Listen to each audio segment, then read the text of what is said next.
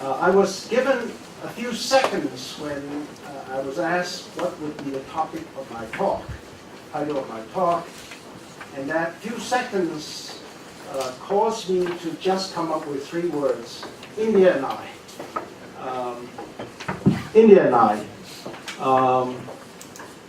And I didn't know what I was going to say, but I thought that this was so general a title, I could probably say anything that I want. And that's one of the key lessons you learn as an administrator, is that you always give a title that sounded good and says nothing, and give you just huge room for imagination and opportunities too. So this is what I have, and let's hope that it works. And so in preparing this talk, and I use the flag of India, because I want to impress on you how important is India, and how important is India to not just me, but to everyone here, and should be, which has not yet, to everyone in Taiwan, in Asia. And that, I think, is one of the biggest challenge that we have at the moment.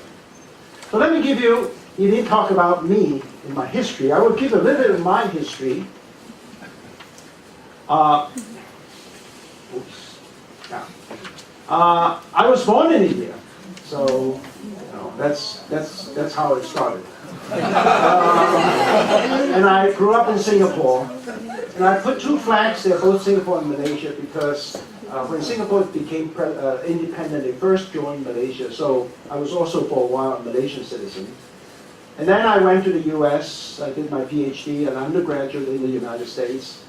I'm probably one of the few people in Taiwan that understand what it means to be a liberal arts education. I actually went to a small liberal arts college, and did my postdoc in UT Austin, and I was a professor there in the United States. I was vice president of a defense contract company, and then later on vice president of the University of Texas. I did postdoc at Manchester, England. I was a program director for National Science Foundation. Did my sabbatical in the University of Copenhagen, and so on and so forth. If you look at my sort of history, as my mother always says, you're someone that seems to have a pointed ass. In other words, I cannot sit still. I'm always moving, So, well, I've never lived in China under the communist rule. And in hindsight, I'm intricately tied to it, as I'm sure most of us are, in immediate family connections, Chinese history and culture. This is my uncle, 95-year-old uncle, who is an expert in civil engineering, soil mechanics, and returned to China in 1952, and became very active in the university, very active in major Chinese infrastructure construction. He's a soil mechanics expert. And this picture was taken a few months ago. Well, one of the problems in giving talks like this is, especially since coming to Taiwan, I find that defining names and so on become quite difficult. Because of all kinds of reasons, political sensitivity, what people don't want to get other people annoyed, and so on. Well, as Shakespeare said, what's in a name? Well, name means everything. So let me be very clear today in some of my terminologies. I want to look for a map of the Republic of China. The Republic of China. Well, the Republic of China involves this island that you're obviously very familiar with, but it involves this Pescadari Island that's off there, these little islands, more important, Quemoy and Matsu. Okay? So, why do I mention that? Well, Quemoy and Matsu, which played a fundamental role, really fundamental role, history of that period, of the existence of Taiwan Island today as a political entity, are not geographically grouped in Taiwan Island per se, but in the Republic of China. My American friends often ask me, where is Quemoy, Jingmen? And I said, is it in Taiwan? I said, no, it's not in Taiwan. Well, where is it if it's not in Taiwan? I said, it's in the Republic of China.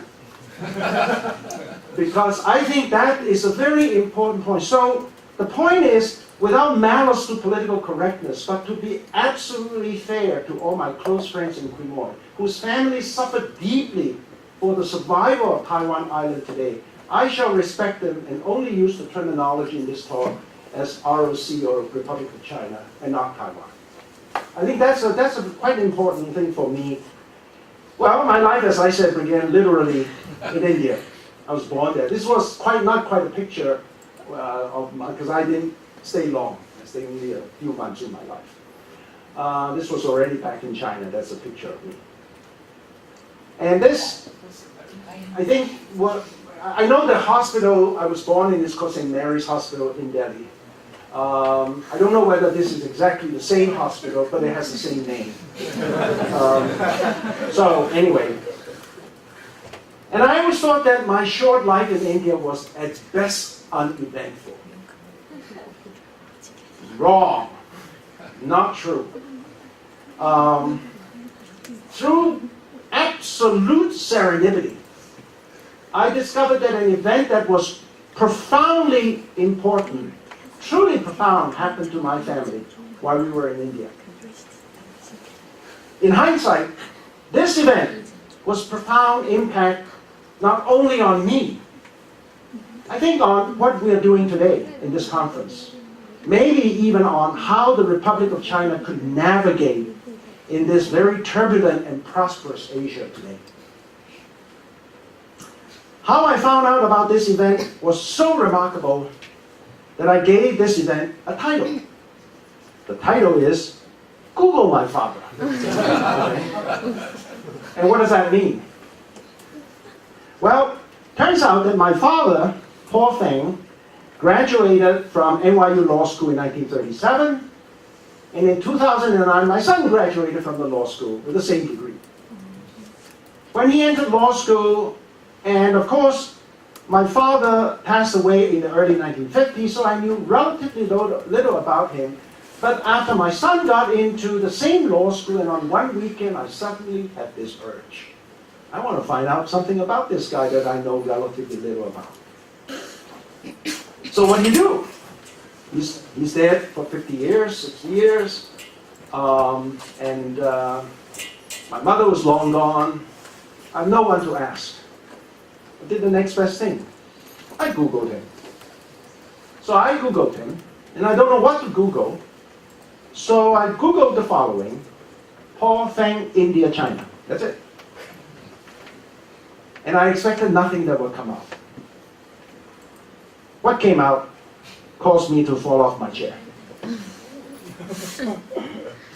For me, that came out is, there's a passage that came out from that. It says, for me, the answer came from the first Prime Minister of India, Jawaharlal Nehru, speaking to Mr. Hsuan Feng on the Central News Agency. He said on January 20th, 1946, if China and India hold together, the future of Asia is assured.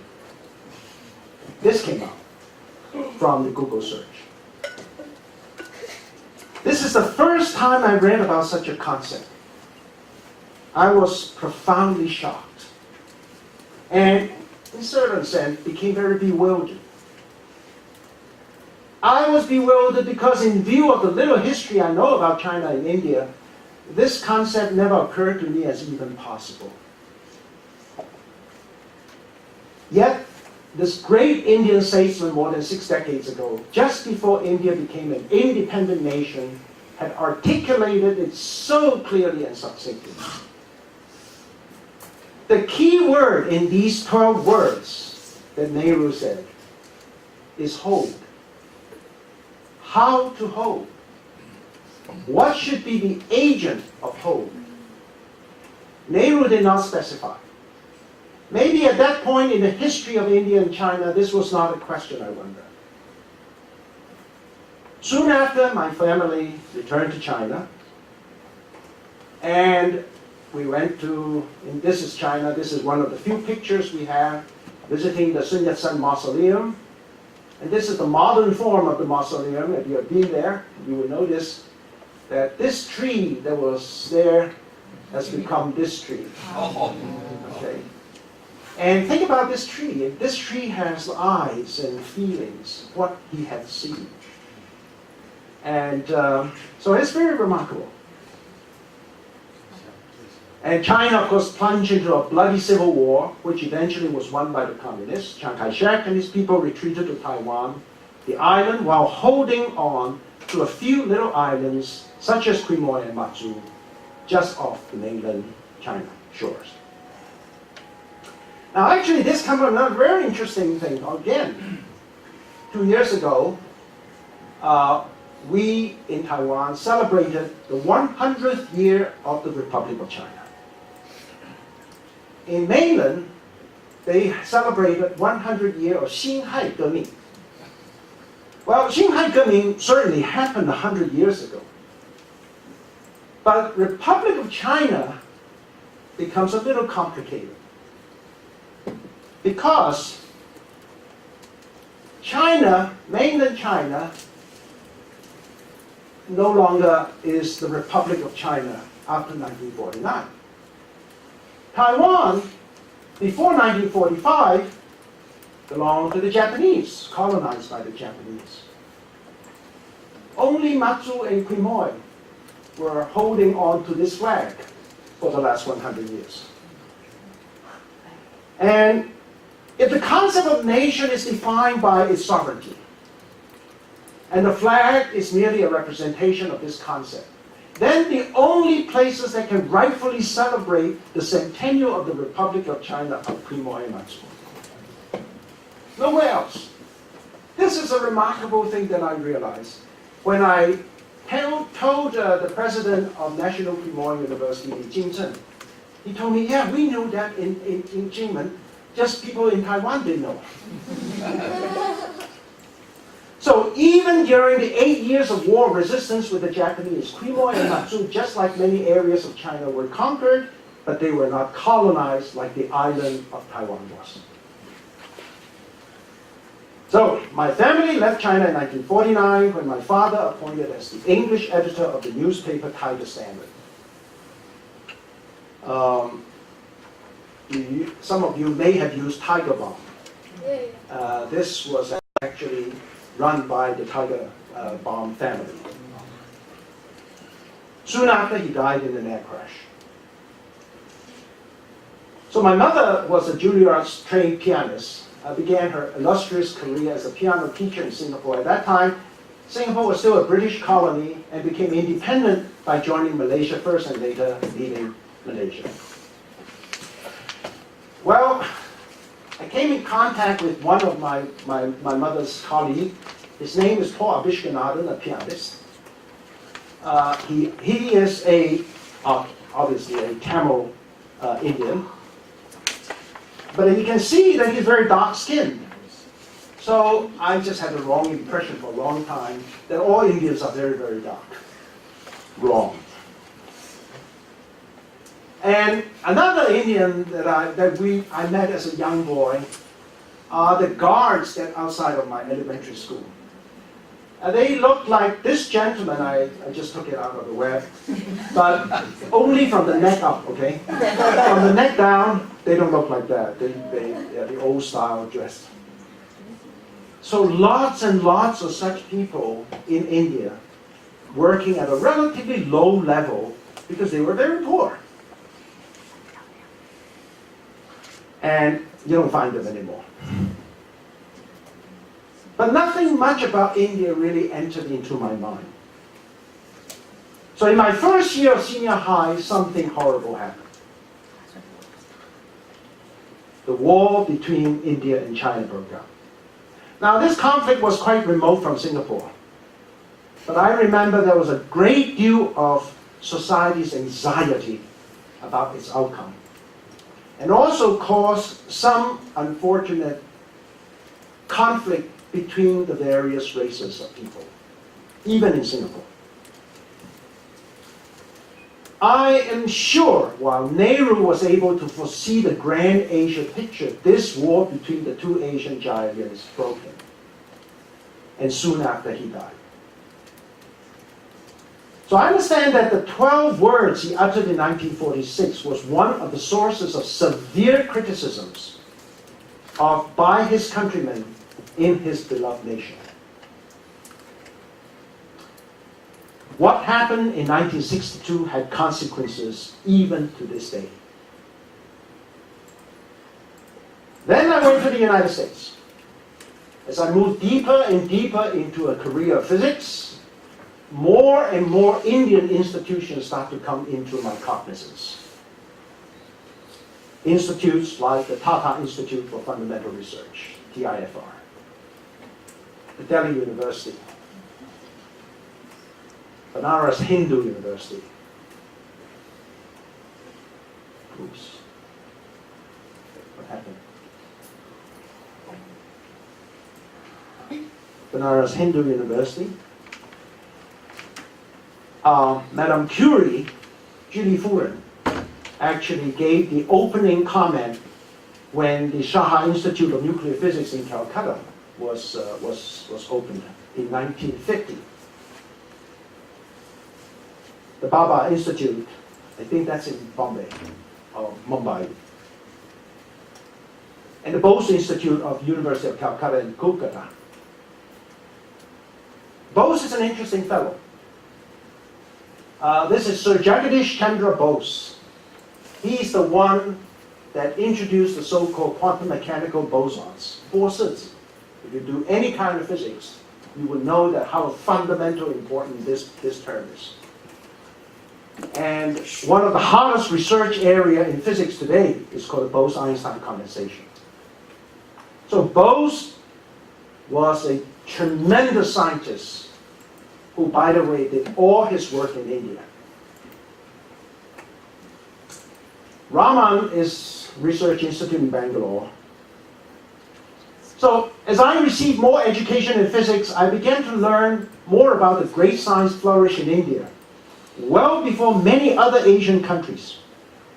Perhaps the most remarkable Indian scientist who was the first Asian in science to win the Nobel Prize in physics was Sir Chandrasekhara Venkata Raman.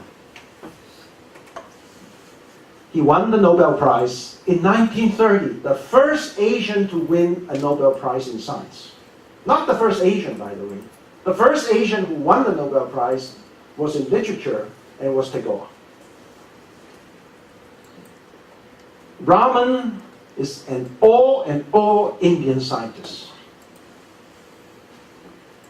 By the way, I was asked once to review a proposal by one of the funding agencies in the I rejected it instantly because the proposal, Raman effect, was spelled Ramen effect. So I said that anyone who could not tell the difference between great science and noodles should not be funded. I should mention that the next Asian who won this accolade was Hideki Yukawa 19 years later. And the first two Chinese, and only after they received all their advanced training in the United States, were T.D. Lee and C.N. Yen, 27 years later. That's how far ahead Raman was. You can look at all the so-called Chinese-born Nobel laureates in physics and chemistry. None of them did their pioneering work or most of their scientific professional careers in Asia. And that's the difference between the Chinese scientists and the Indian scientists. So nearly every scientist today would know Raman effect. Perhaps in my mind, the most remarkable achievement of Raman was that he received his entire education and did his groundbreaking work in India. In the 20th century, except during my birth, I only visited India once. That was in 1988 when I gave lectures at the Shah Institute in Calcutta. That visit was a result of an invitation by my good friends, the late Manoj Banerjee at the University of Maryland, Manoj Pal at the Shah Institute, and the M.A. Nagarajan of UK Darsbury Laboratory. All made tremendous achievements in the field of nuclear physics. Now, except for nuclear physics, which convinced me that India's science was at a very high level, That visit made no impression on me about India. So the intriguing question is as follows. Where does today's India's intellectual prowess originate from? Well, one should remember that while the accolade belongs to Raman only, it must be underscored that the great scientific achievements are seldom so low performances. Raman's achievement must imply that India's scientific conditions, while it may not have been as robust as in Europe when Raman was doing his work, the culture of world-class research, scientific research, must be quite prevalent for him to achieve greatness. So, if one fast forward to today, it should not come as a surprise that India's technological prowess did not grow from vacuum. It stood on solid grounds. Now, before coming to Taiwan in 2004, I led a delegation from the University of Texas at Dallas to visit IIT Bombay, IIT Delhi, and IIT Roorkee. And in 2003, just before I led the delegation, I met and hosted the IIT Directors Delegation at the University of Texas. On that occasion, I met a very, very large number of IIT alumni in Dallas. And I learned how powerful they are. They practically can do whatever they want. They're that powerful. And they're not the most powerful alumni association in the United States. The most powerful is in San Francisco. There are a couple thousands of them. Very, very powerful. This was a picture that I took. My colleague, Alan McDermott, unfortunately he passed away now. He won the Nobel Prize in 2004. And the Dean of the School of Business, Hsuan Feng. This is Alan's student who returned to India for some big business. And this was a professor who graduated from IIT Bombay, now teaching at the University of Texas. And we visited IIT Delhi. We also visited IIT Bombay. This trip gave me a much better sense of India as a nation of enormous complexity. I actually did travel around. We did go to the Taj Mahal. It was a little painful going to Taj Mahal. Once you get there, it's great. But to get there, as it took a little doing. You know, it's a long drive. You have to be behind cows and people and so on. But once you get there, it was great. I came to ROC in September of 2007. In my first 3.5 years at National Cheng Kung University, while I climbed a very steep learning curve to understand ROC and PRC, People's Republic of China, India was not part of my equation. During those 3.5 years, I saw a significant positive change in the so-called cross-strait relationship. In fact, the hostility between PRC and ROC has de facto vanished, at least in reality, and more importantly, in the minds of people on both shores. Remarkably, since coming to National Tsinghua University 18 months ago, I began to think about ROC in the context of India and mainland China. What led me to this train of thought is the following. First of all, National Tsinghua University is joined at the hips with Beijing Tsinghua University, which is one of the intellectually and politically most powerful universities in mainland China. This linkage provided a natural platform for me as the Senior Vice President in charge of global strategy to gain a deeper appreciation of the intricate relationship between ROC and PRC. It also drew for me a roadmap, however blurry at the moment, of the long-term relationship of the two shores. Secondly, little did I know that prior to my arrival, President Chen and Vice President Wang had already developed a fledgling effort with India. After my arrival, I saw and participated in a number of robust activities. It's very interesting, before coming to Tsinghua, my background, knowledge, and interest of India had no platform to leverage what they could do. As the old Chinese saying, 英雄无用武之地, a hero without opportunity to exercise his might. I'm not a hero, but these These activities were spiritually led by President Chiang and actively developed with relevant offices, colleges, departments, such as this one here, throughout campus by the Office of Global Affairs. This is President Chiang with our former minister visiting which university? Huh? I'm in Congress. Oh, okay. He's at business. Yeah. And we see Wang Weizhong and so on. I was at Amity signing some agreement. And these are students in Ogigendo celebrating the Zhongqiujie. We were discussing with Jan University in Bangalore.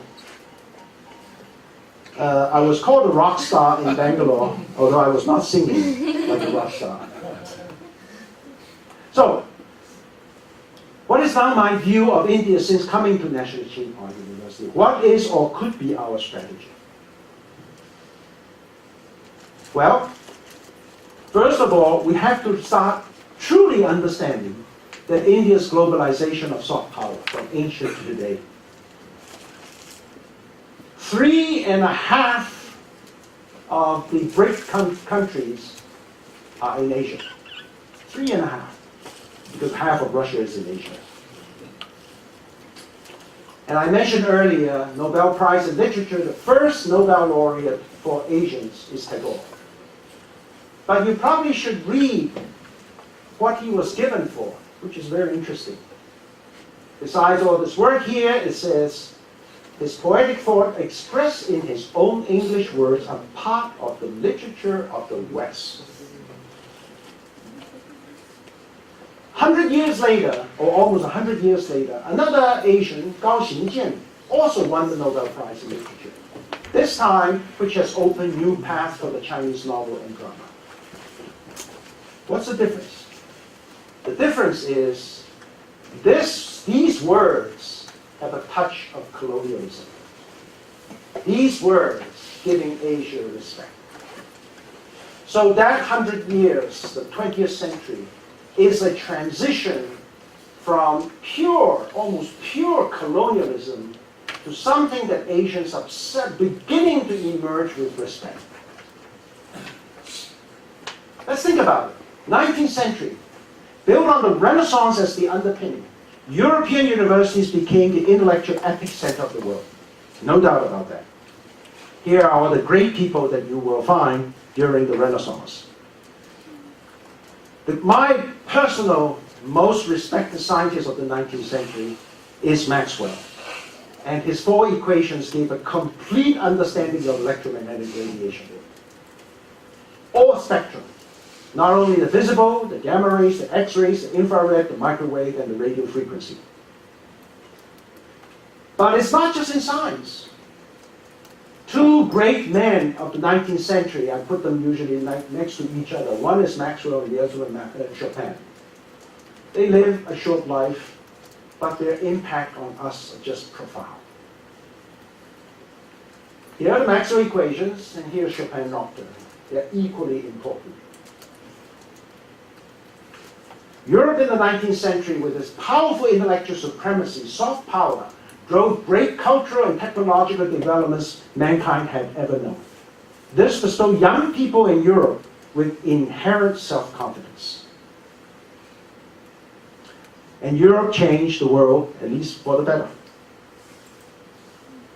The rise of North America economic and intellectual powers, soft power, especially the United States in the 20th century, came because in the first half of the 20th century, World War I and World War II came. And when Europe and Asia were turned upside down by these 2 great wars, North America was like a castle protected by a moat, and the moat is called Pacific Ocean and the Atlantic Ocean. And supreme excellence came to North America.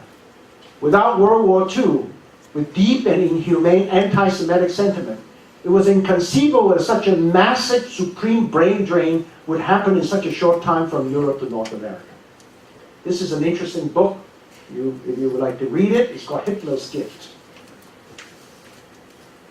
and not just in science, great musicians. So the vitalization of the intellectuals landscape allowed a significant number of North American universities to quantum jump in quality. By the middle of the 20th century, many North American universities became the envy of the world. North America changed the world for the better. New paradigm for Asia. Can Asia change the world for the better?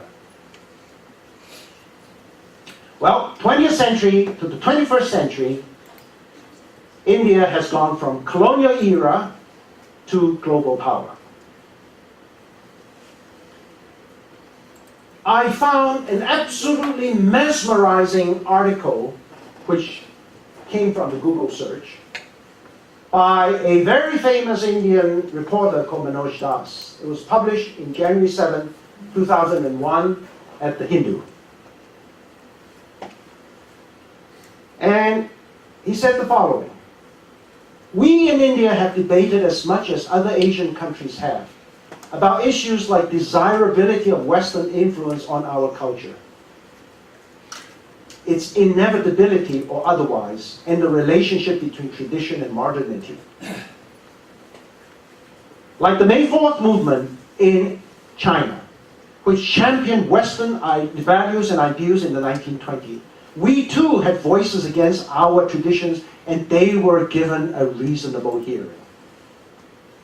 An exchange and experiences of this kind would no doubt be highly educative. For quite some time, Indian literature for the common Englishman meant what Rudyard Kipling and the like wrote. For long, India's window, as well as that of the West of Chinese life, has been Pearl S. Buck's good life."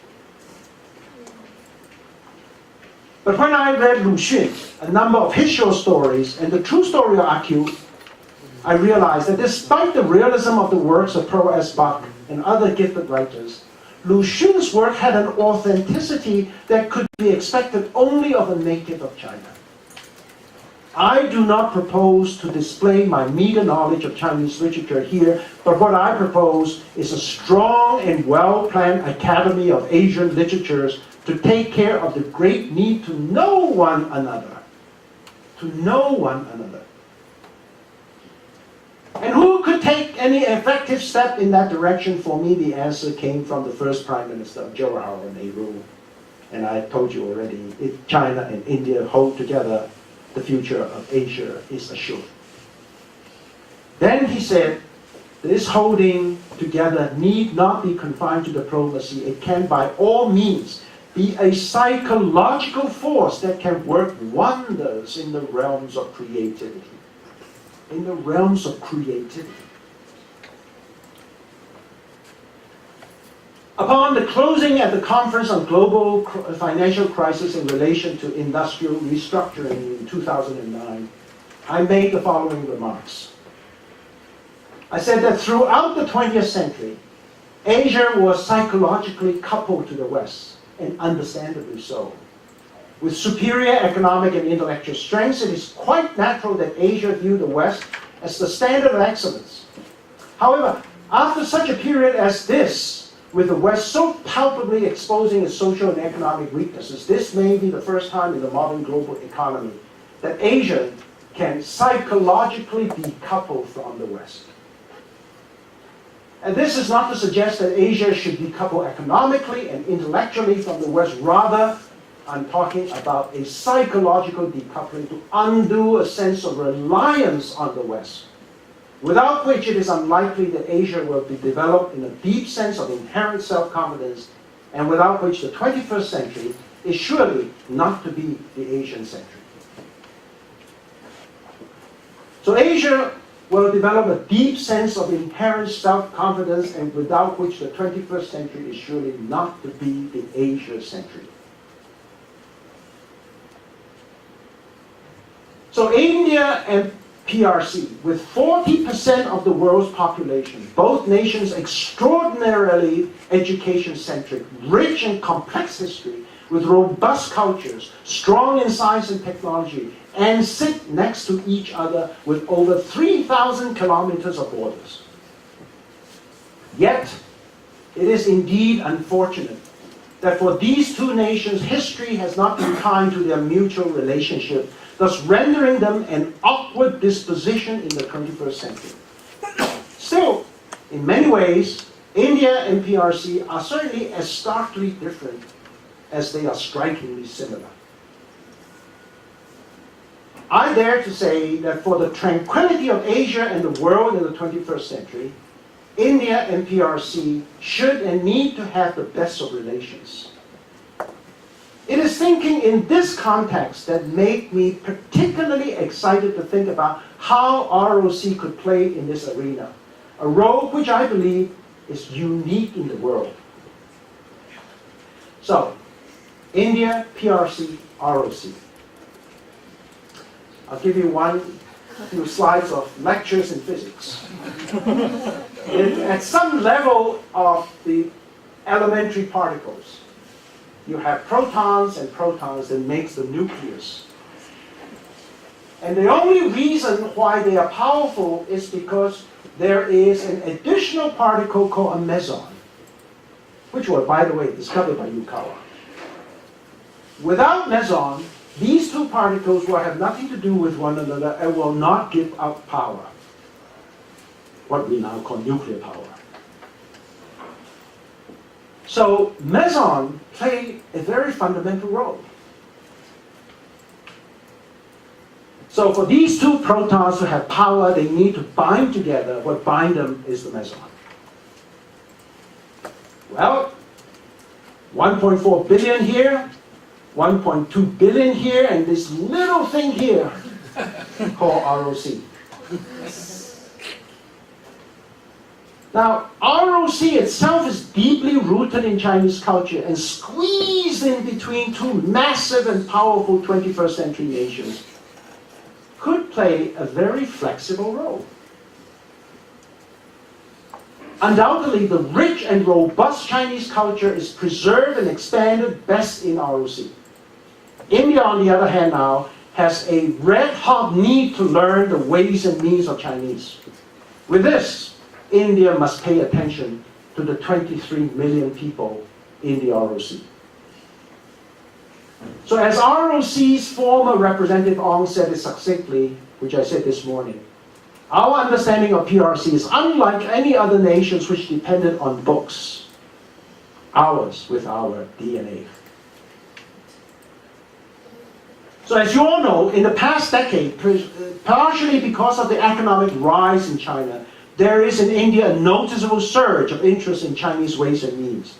During my recent visits to India, I noticed that such interest is by no means confined to only Chinese languages, although that may have been the initial incentive, but to the cultures, the thinking process, and the deep-rooted social habits. Indeed, in general, Chinese ways and means. The most obvious rise of this interest is the Indian government requesting, or in fact now I understand it's not just secondary, but even elementary schools, if possible, to offer Chinese as a third language. For a nation of 1.2 billion, such a request would constitute a Herculean human engineering project effort. It is therefore truly remarkable that ROC, with its tiny population of 23 million, who has inherited thousands of years of rich Chinese culture, could be a horde at the disposal of the vast Indian population. If India and China hold together, the future of Asia is assured. Nehru, in another era of India and China relations, felt inherently that the two need to hold together. He did not say, and maybe at his time he need not say, what was the agent of hope. After all, when those 12 words were uttered, China just emerged from 8 years of the bloody war of resistance with the Japanese, and India was about to gain independence. Both nations' futures are uncharted, if not uncertain. I am sure Nehru felt intrinsically that by themselves, China and India could exert great global influence. Together, they could render the world truly exciting for humanity. It is not inconceivable that if India and China were to hold together, together they could create an intellectual superiority that is not known in humanity and history. It was truly unfortunate for Nehru that he lived long enough to see the breakup of relations between India and China. That war in 1962, I'm sure, deeply pained him as a great visionary, and seeing the vision vaporizing before his eyes. However, if only Nehru could know what happens in the 21st century, that China and India became world powers, and that the war in 1962 prevented the two great powers from holding together, he would unquestionably be furiously seeking the hold agent. Well, President Ma recently urged citizens of ROC to pursue the following 5 dictums I mentioned this morning, which are these 5. To me, they are or should be the mission or statements of ROC foreign policy and future development. They can also be the mission of ROC in India. Therefore, Mr. Nehru, seek no more. ROC is that agent. Its 23 million people are the only holding agent that can play this role as a meson between the two giants. India and I started more than 6 decades ago. Oops. What happened?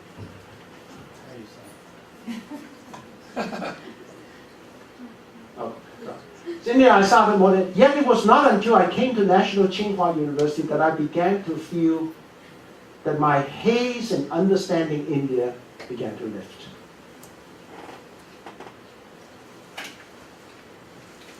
The robust activities with India from National Tsinghua University is now as clear as sunrise.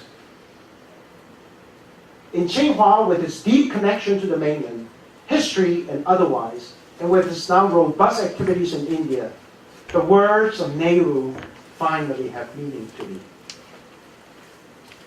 So, Nehru's words uttered more than 6 decades ago can and should now be National Tsinghua University's Indian mission statement. And this, I hope people will put that in mind, the Indian flag with the picture of National Tsinghua University in it. I'm deeply grateful that National Tsinghua University has decided to take this bold step, which it is. I'm also deeply gratified that my more than 6 decades of interaction with India, I could play a part in this monumental mission for National Tsinghua University, for Asia, and for the world.